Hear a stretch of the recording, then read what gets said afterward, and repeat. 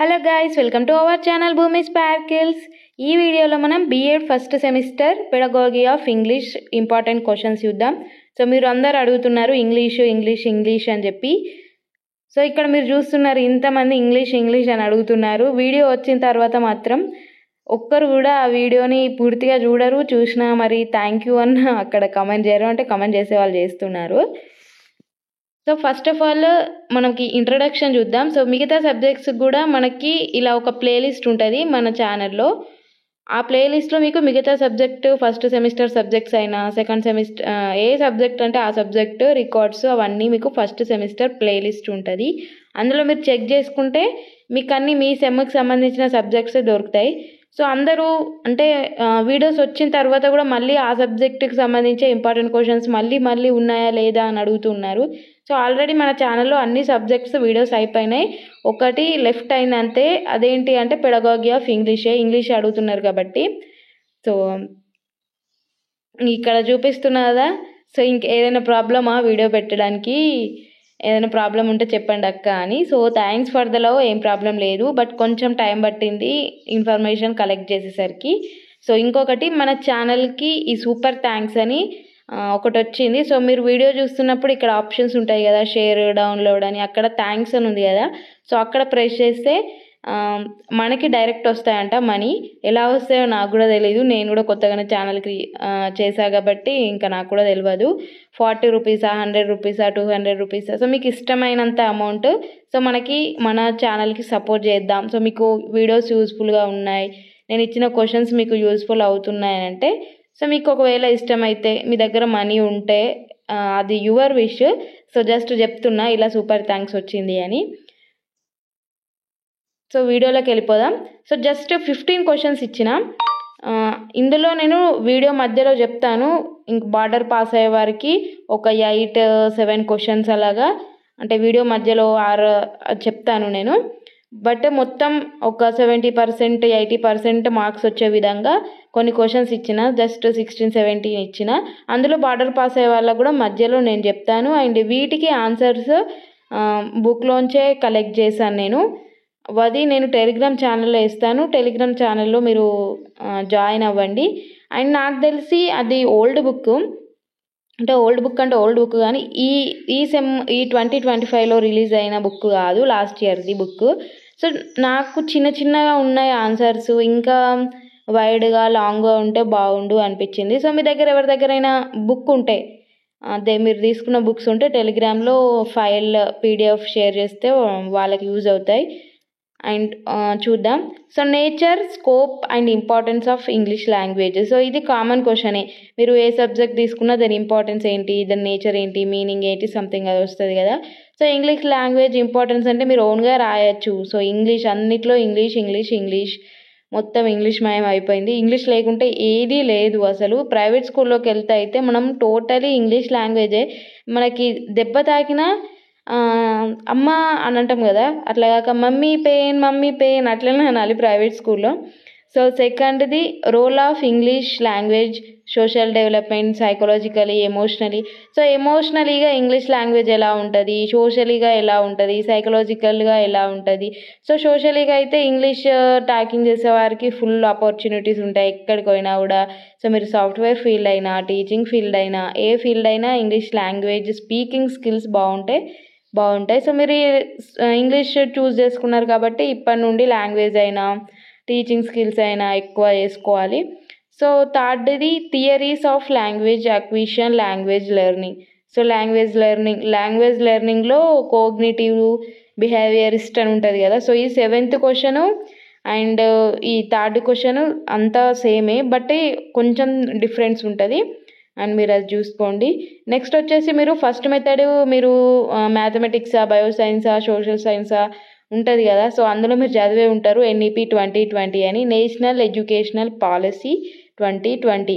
So మీరు ఇందులో రాసినా ఏం కాదు. సో ఆ పాలసీలో ఏముంటాయని, సో అదేంటి 10+2 సిస్టమ్ వెళ్ళి 5+3+3+4 అనే సిస్టమ్ వచ్చింది. ఆ సిస్టమ్ ఏంటి అంటే 5 ఫస్ట్ 5+ అని చెప్పిన కదా, 5 ఏంటి అంటే nursery, LKG, UKG first, second, ఇదొక పార్ట్. సో నెక్స్ట్ త్రీ ఏంటి, థర్డ్, ఫోర్త్, ఫిఫ్త్, మళ్ళీ 3 6th, 7th, 8th, మళ్ళీ +4 అన్నాం కదా, 9th, 10th, 11th, 12th. So అట్లా 10+2ని తీసేసి 5+3+3+4ని ఇప్పుడు చేస్తున్నారు ఇంట్రడ్యూస్. సో ఎన్ఈపి 2020 అని అడగాక, so educational policies for English development కానీ ఇంగ్లీష్ లాంగ్వేజ్లో ఎన్ఈపి, ఓన్లీ ఎన్ఈపి ఇవ్వచ్చు. అట్లా ఎన్ఈపి ఇస్తే ఎన్ఈపి 2020 రాయాలి, 2023 రాయాలి, 1963 ఏదో సంథింగ్ ఉంది, సో అది రాయాలి. సో ఇది చదివితే మీరు ఏదొచ్చినా కూడా ఇదే రాస్తే మీకు మార్క్స్ స్కోర్ అవుతాయి. And multilingualism in English learning, English language teaching, multilingualism in English language teaching. So English language టీచింగ్లో multi languages, so multilingualism అని ఇక్కడ ఉంది, అది ప్రొనౌన్సియేషన్ ఎలాగో నాకు కూడా తెలియట్లేదు. మల్టీ లాంగ్వేజెస్, సో ఒక ఇంగ్లీష్ లాంగ్వేజ్లో మల్టీ లాంగ్వేజెస్ని నువ్వు ఎలా టీచ్ చేస్తావు అని. ఇంకా పియాజే, వైగోట్స్కీ, గాంధీజీ, రవీంద్రనాథ్ ఠాగూర్, గిజుభాయ్ బడేకా, సో వీళ్ళందరూ వాళ్ళ కంట్రిబ్యూషన్స్ ఉంటాయి కదా. పియాజే ఏం చేశాడు, వైగోట్స్కీ ఏం చేశాడు. సో పియాజే, వైగోట్స్కీ అంటే వెస్టర్న్ సైంటిస్ట్స్. సో క్వశ్చన్స్ ఇలా కూడా అడగచ్చు, మీరు వెస్టర్న్ సైంటిస్ట్ల గురించి రాయండి, లేదంటే మన ఇండియన్ సైంటిస్ట్ల గురించి రాయండి. వెస్టర్న్ అంటేనేమో పియాజే, వైగోట్స్కీ, స్కిన్నర్, ఇంకా వీళ్ళు ఉంటారు కదా, వాళ్ళే రాయాలి. సో మన వెస్టర్న్ వాళ్ళు ఇద్దరు, మన వాళ్ళు ఇండియా వాళ్ళు ఇద్దరు నేర్చుకుంటే మీకు సరిపోతుంది. గాంధీజీ కానీ, రవీంద్రనాథ్ ఠాగూర్ కానీ, గిజుభాయ్ బడేకా కానీ ఇవి చూసుకుంటే బాగుంటుంది. అండ్ గిజుభాయ్ బడేకా మొన్న బయోసైన్స్లోనే సోషల్ సైన్స్లోనే వచ్చింది. ఇంకా 7th language learning theories, behaviourist, cognitive theories అని ఉంటాయి, 2 థియరీస్. లేకుంటే ఇలా కూడా అడగవచ్చు, ఎనీ 2 లాంగ్వేజ్ లెర్నింగ్ థియరీస్ అడగవచ్చు, లేదంటే write about behaviourist learning theory అని అడగవచ్చు, లేదంటే కోగ్నిటివ్ థియరీ అని ఓన్లీ అదే అడగవచ్చు. సో అవన్నీ 3 బట్టి ఎలాగో క్వశ్చన్స్ రెడీ చేస్తూ ఉంటాడు.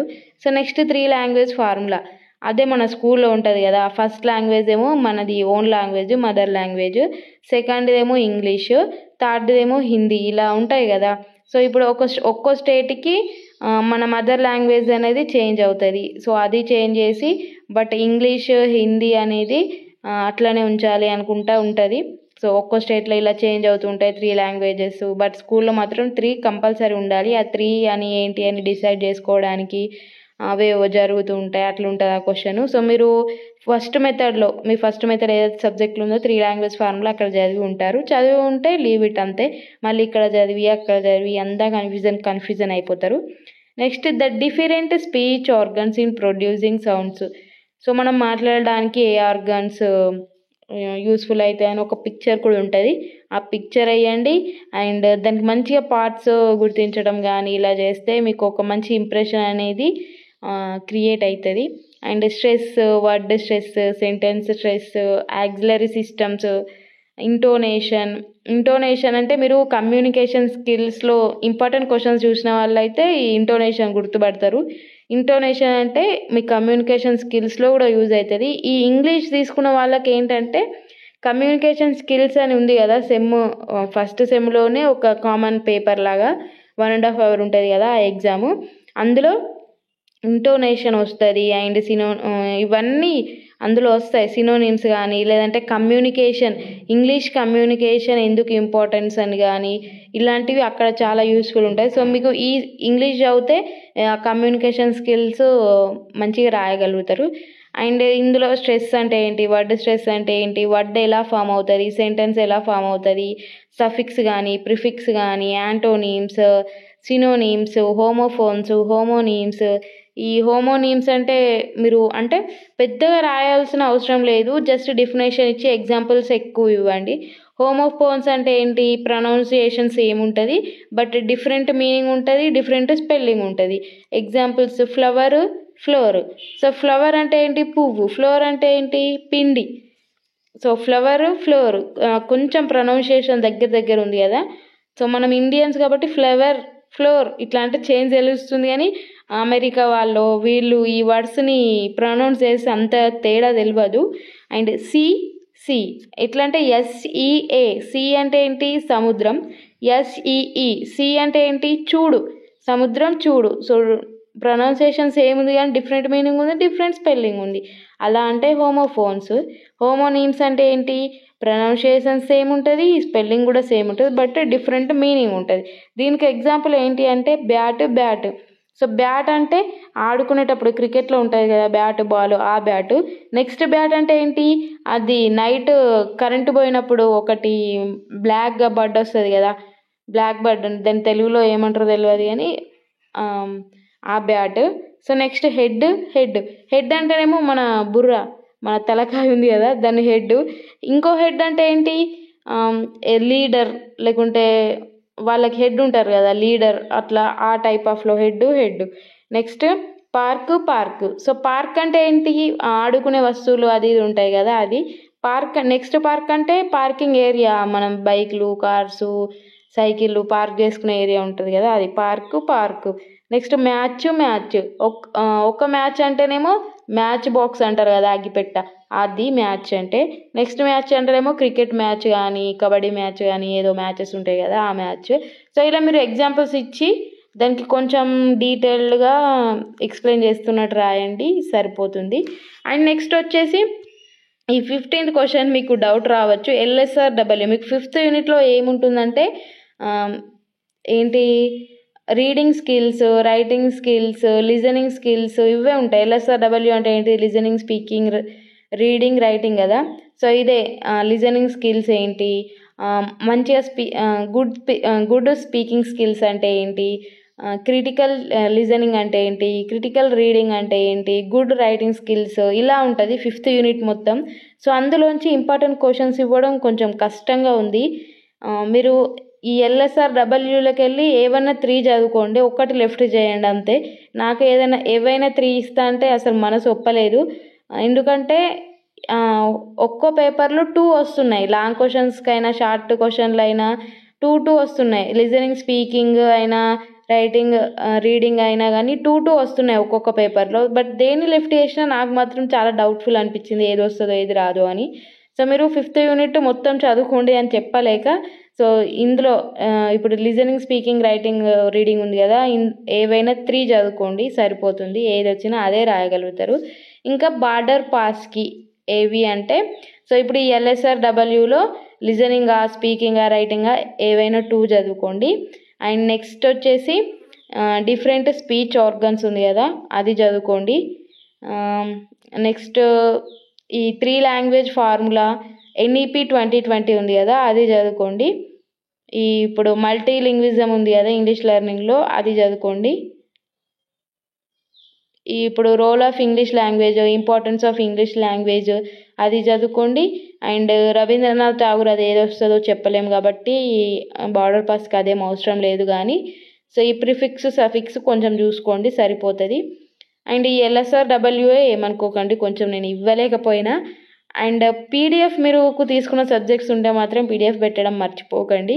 And thank you for watching. All the best for your exam అయిపోయిన తర్వాత సో మంచిగా రాసినామని నాకు కమెంట్ చేస్తారని ఆశిస్తున్నాను. Thank you for watching.